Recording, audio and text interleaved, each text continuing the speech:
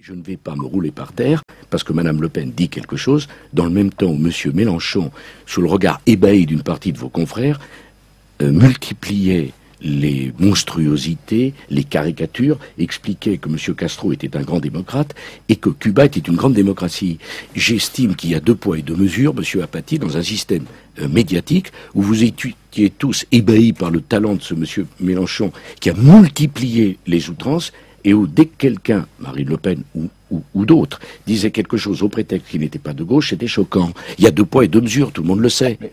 Et on ne combat pas le Front National en insultant les électeurs, en leur reprochant de faire ce vote et en leur disant qu'ils se trompent. En plus, la gauche a une habitude très classique, depuis 1945 et même avant, c'est de traiter de fasciste l'adversaire. Voilà.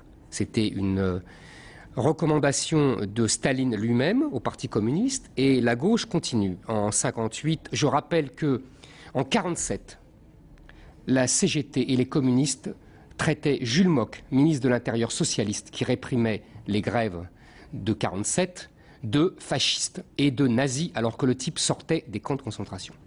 Je rappelle qu'en 1958, la gauche manifestait au cri de « le fascisme ne passera pas ». Le fasciste en question s'appelait le général de Gaulle. Je rappelle que dans les années 70, Jacques Chirac était surnommé Facho Chirac par toute la presse de gauche.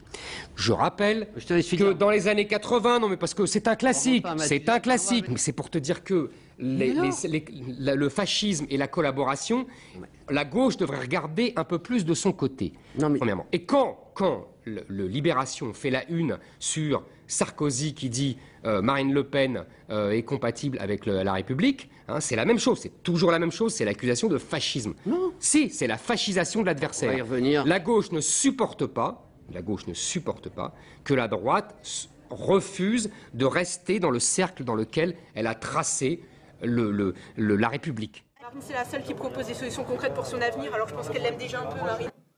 Il a 4 ans, il ne peut pas être d'extrême droite, cet enfant. Bah, je suis pas d'extrême droite non plus, moi. Ah bon? Bah non. Vous êtes? Je suis défenseur de la nation française.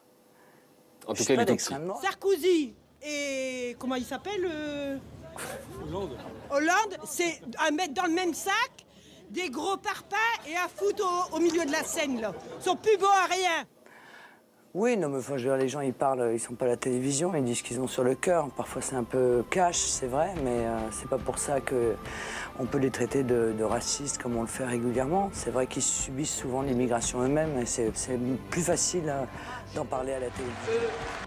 À gauche, ils parlent de la générosité comme d'un concept qui s'appliquerait dans n'importe quelle situation, à n'importe qui, n'importe comment, avec l'argent du contribuable.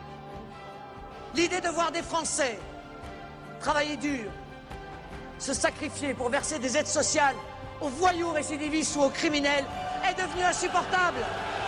Il y a beaucoup d'économies à faire dans la fraude sociale. Il y a 10 millions de cartes vitales fausses en circulation, entre autres. La carte vitale doit être biométrique parce qu'un pays généreux, on ne peut pas accepter la fraude à la carte vitale. Vive la République! Vive la République! Vive la France!